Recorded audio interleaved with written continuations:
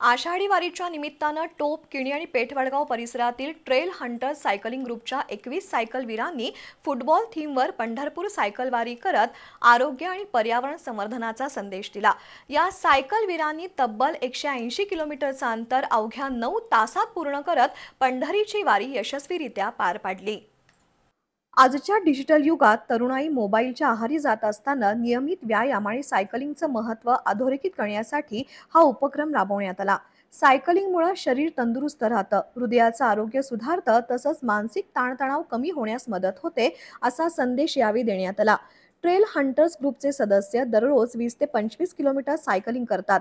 यापूर्वी त्यांनी गोवा, दांडेली, मार्लेश्वर, उदगीर, कुडाळ, देवबाग, चांदोली आणि कशेडी यांसारख्या ठिकाणी सायकल मोहिमा यशस्वीपणे पूर्ण केल्या आहेत।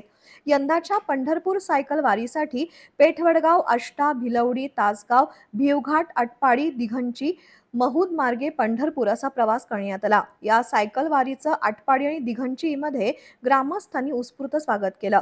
विशेष म्हणजे सहभागी सर्व सायकलवीरांनी 180 किलोमीटरचा टप्पा यशस्वीपणे पूर्ण केल्यानं त्यांचं सर्वत्र कौतुक होतंय। सध्या सुरू असलेल्या फुटबॉल स्पर्धांच्या पार्श्वभूमीवर ग्रुपच्या सदस्यांनी विविध देशांची फुटबॉल जर्सी परिधान करून ही वारी केली। या अनोख्या संकल्पनेमुळे मार्गावरील नागरिकांचं विशेष लक्ष वेधलं होतं।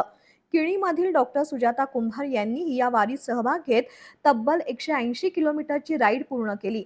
नियमित व्यायाम, संतुलित आहार आणि मानसिक तयारीच्या बळावर हे यश मिळाल्याचं त्यांनी सांगितलं।